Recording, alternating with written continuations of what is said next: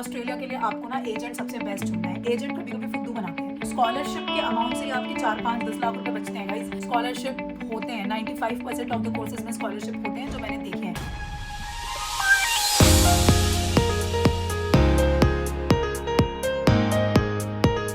So hello everyone, welcome back to my channel exploring abroad. कैसे हो आप सब?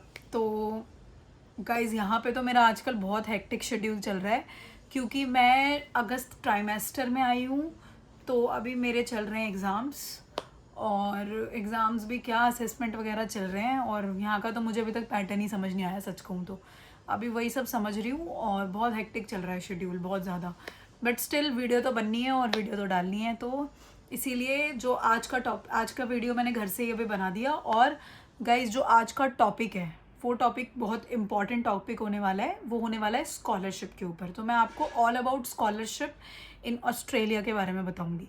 मैं 2-3 चीज़ें सबसे पहले जो आपको रिकमेंड करूंगी स्कॉलरशिप के बारे में बताने से पहले, वो ये रहेगा कि ऑस्ट्रेलिया के लिए आपको ना एजेंट सबसे बेस्ट चुनना है। एजेंट कभी कभी फुद्दू बनाते हैं, वो आपको बेवकूफ़ बनाएंगे। वो आपको कहेंगे कि अच्छा इस कोर्स में ना आपका स्कॉलरशिप नहीं है, बट ऐसा नहीं है। स्कॉलरशिप होते हैं 95% ऑफ द कोर्सेज में स्कॉलरशिप होते हैं जो मैंने देखे हैं। किसी में 10% का होगा, किसी में 20 भी होगा, किसी में 30 भी होगा, ठीक है।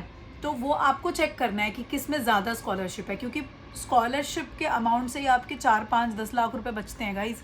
और 5 लाख रुपए बहुत इंपॉर्टेंट होते हैं। इसीलिए मैं आपको कहूँगी कि आप हमेशा जब भी आ रहे हो तो स्कॉलरशिप पे ज़रूर ध्यान दो कि कितना % स्कॉलरशिप है उस कोर्स पे, और खुद की रिसर्च ज़रूर करो। एजेंट पे इतना ज़्यादा रिलाई मत करो कि बिल्कुल ही आंख बंद करके रिलाई कर लिया, एजेंट बोल रहा है जी नहीं है स्कॉलरशिप और आपने मान लिया कि नहीं है। ऐसा नहीं है।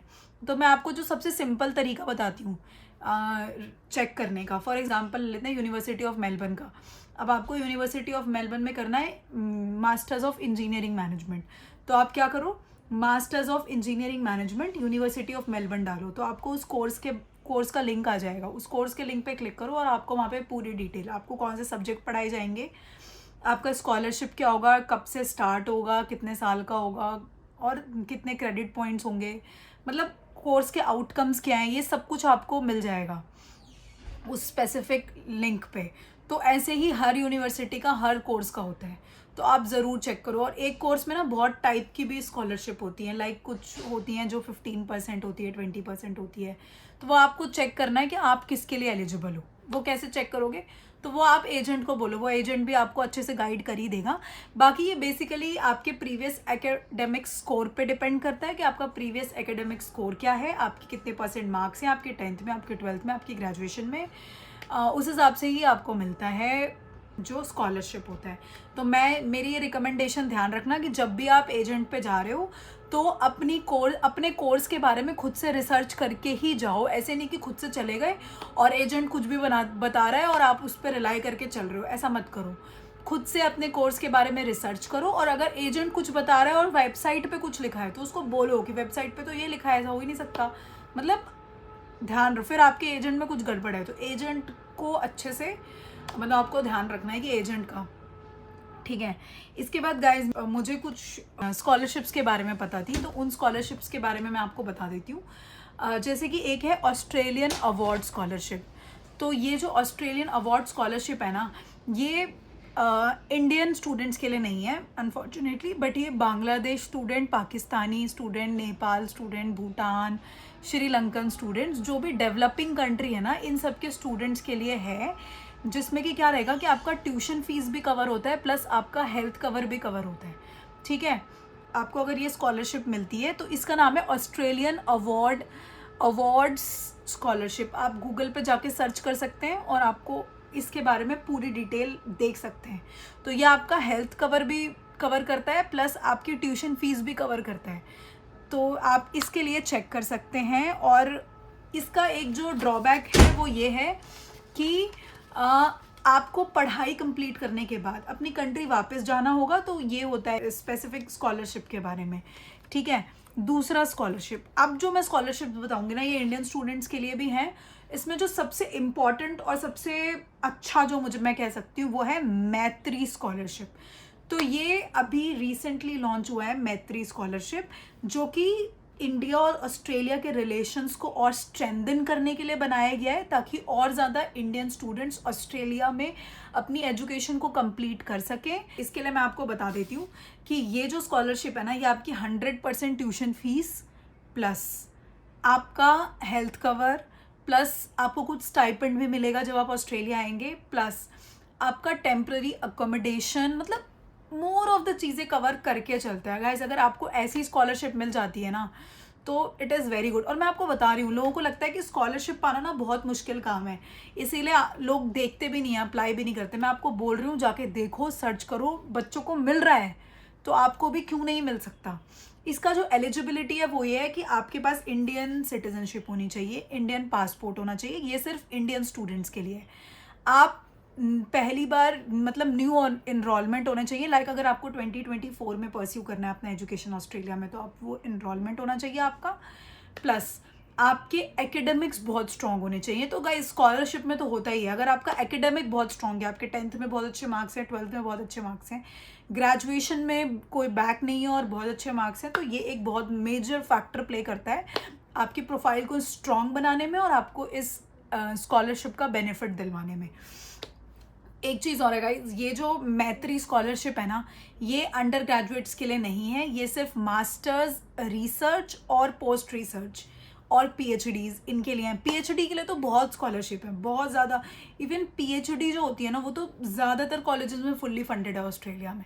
तो मैं आपको कहूँगी कि आप पीएचडी जिस भी आपको पर्टिकुलर सब्जेक्ट में करना है, आप जाके और जिस यूनिवर्सिटी से करना है, उस यूनिवर्सिटी का उनकी वेबसाइट पे जाओ और वहाँ पे पूरी रिसर्च अपनी कंप्लीट करो, ठीक है गाइस। जो ये मैथ स्कॉलरशिप है ना, ये ज़्यादातर अभी स्टेम मतलब ये ज़्यादातर क्या, ये है ही स्टेम ब्रांच वाले लोगों के लिए, लाइक साइंस, टेक्नोलॉजी, इंजीनियरिंग और मैथमेटिक्स, इन सब के लिए। तो गाइस मैंने आपको बताया है पहले भी वीडियोज़ में कि ऑस्ट्रेलिया में computer science, IT, science, technology, even जो इनकी हाईली स्किल वर्कर्स की रिक्वायरमेंट बहुत ज़्यादा है, तो इस वजह से ये लोग एक स्पेशल बेनिफिट देते हैं इस फील्ड के बच्चों को।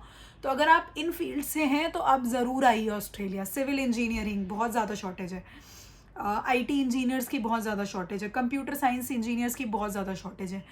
तो इसीलिए ये सब आप देखिए, पढ़िए, पूरी रिसर्च करिए, क्योंकि रिसर्च के बिना कुछ नहीं होगा। आपको मैं कोई वीडियो बना दूंगी, आप किसी और यूट्यूबर की कोई वीडियो देख लोगे ना, उससे आपके कॉन्सेप्ट उतने ज़्यादा क्लियर नहीं होंगे जिससे आपकी खुद की रिसर्च आप रेफरेंस की तरह यूज़ कर सकते हो, बट आप खुद की रिसर्च करिए, वो बहुत इंपॉर्टेंट है। अब मैं गाइस 2-3 और बता देती हूँ आपको। तो जैसे कि ना एजुकेशन प्रोवाइडर्स जो होते हैं, जैसे कि अब मेरा यूनिवर्सिटी ऑफ वोलोंगोंग है, तो मुझे 30% का स्कॉलरशिप मिला है यहाँ पे। तो ये मेरा वन ऑफ द रीज़न था कि मैंने ये वाली यूनिवर्सिटी एक्सेप्ट मतलब इसको ही प्रेफर किया, क्योंकि मुझे यहाँ 30% मिल रहा था।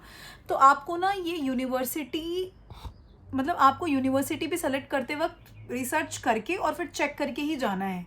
तो अब मैं वही बोल रही थी कि यहाँ पे एजुकेशन प्रोवाइडर्स जो है ना, वो भी अपनी स्कॉलरशिप देते हैं फॉर इंटरनेशनल स्टूडेंट। गाइज अपनी रिसर्च में प्लीज़ इंटरनेशनल स्टूडेंट ज़रूर डालना, क्योंकि डोमेस्टिक का अलग क्राइटेरिया होता है और इंटरनेशनल का अलग क्राइटेरिया होता है, तो वो आप देख लेना। जो और स्कॉलरशिप्स के बारे में मुझे पता है और जो मुझे थोड़ी अच्छी लगी वो है डेकिन यूनिवर्सिटी में एक वाइस चांसलर स्कॉलरशिप है, जिसमें कि आपका 85% जितना भी आपकी स्टडीज़ का 85% खर्चा होगा वो ट्यूशन फीस होगा, वो यूनिवर्सिटी फंड की तरफ से होगा। और ये अंडर ग्रेजुएट और पोस्ट ग्रेजुएट दोनों के लिए है। इसके लिए आप अपनी वेबसाइट, उनकी वेबसाइट पे जाओ और वाइस चांसलर स्कॉलरशिप पे चेक करो जाके, तो वो बहुत अच्छी एक चीज़ है। एक और है Deccan vice chancellor meritorious 100% tuition fees, जिसमें 100% है और वो सिर्फ इंडियन स्टूडेंट्स के लिए है, तो वो भी आप चेक करो। मैं आपको यही कहूँगी कि देखो स्कॉलरशिप बहुत है, जहाँ भी जा रहे हो, जिस भी कोर्स में जा रहे हो, ओपन करो कोर्स को, चेक करो उसकी स्कॉलरशिप्स के बारे में, स्पेशल डालो, जैसे कि university of Wollongong masters in applied finance scholarships, तो आपको आ जाएगा आपके इतने % मार्क्स है तो ये वाली स्कॉलरशिप मिलेगी, इतने % मार्क्स है तो ये वाली स्कॉलरशिप मिलेगी। तो अपनी रिसर्च को पूरा अच्छे से कंप्लीट करो और फिर ही कोई कोर्स सेलेक्ट करो, किसी यूनिवर्सिटी को सेलेक्ट करो। तो आज की वीडियो को हम यहीं पे ख़त्म करते हैं। Thank you for watching this video. अगर आपको कुछ भी डाउट आता है, कुछ भी समझ नहीं आ रहा, स्कॉलरशिप से रिलेटेड, तो आप कमेंट करो, मैं I will try to reply and help. So thank you for watching this video, और प्लीज़ मेरे चैनल को सब्सक्राइब कर दो, इस वीडियो को थम्स अप कर दो, क्योंकि थम्स अप करने से थोड़ा मोटिवेशन आता है. और थम्स अप कर दो, कमेंट करो अगर कुछ भी इशू होता है, कुछ भी तो कमेंट करिए. Thank you so much for watching this video, hope you like this.